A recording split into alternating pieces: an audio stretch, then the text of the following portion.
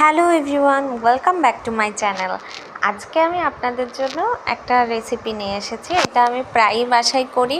রসুন খাওয়া স্বাস্থ্যের জন্য যেমন ভালো, আর এটা খেতেও অনেক মজা লাগে। চলুন শুরু করা যাক। প্রথমে বড় সাইজের আমি 3টা রসুন নিয়েছি। আমার বাসায় এই সাইজের 3টা রসুন ছিল, 3টাই নিয়েছি। তারপর পেঁয়াজ, মরিচ, রসুন কুচি করে কেটে ওর মধ্যে দিয়ে দিচ্ছি আদা বাটা, জিরা বাটা, হলুদের গুঁড়া, মরিচের গুঁড়া, তারপরে দিয়ে দিচ্ছি মরিচের গুঁড়া একটু বেশি করে দিয়ে দিচ্ছি কারণ ঝাল আমি পছন্দ করি। দিয়ে দিচ্ছি জিরার গুঁড়া, ধনিয়া গুঁড়া, এখানে এলাচ, দারচিনি, লবঙ্গ এগুলো আছে। তারপরে দিয়ে দিচ্ছি পরিমাণ মতো লবণ, দিয়ে দিচ্ছি সরিষা অপশনাল, আমি প্রতিবার সরিষা দিই না, আজ সরিষা দিয়ে রান্না করেছি। এবার দিয়ে দিচ্ছি তেল।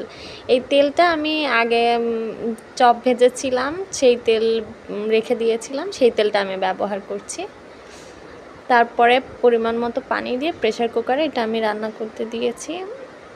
তারপরে ঝোল টেনে আসলে এটা আমি নামিয়ে নিয়েছি। আপনারা এমনি যখন রান্না করবেন দেখবেন যখন সেদ্ধ হয়ে যাবে রসুন, সেই সময় বোঝা যাবে যে হয়ে গেছে রান্না। আর ঝোল টেনে আসা পর্যন্ত রান্না করবেন। পোলাও, সাদা ভাত বা খিচুড়ির সাথে এটা মাংসের মতো খেতে লাগে। এতক্ষণ আমার রান্না দেখার জন্য আপনাকে অসংখ্য ধন্যবাদ। আল্লাহ হাফেজ।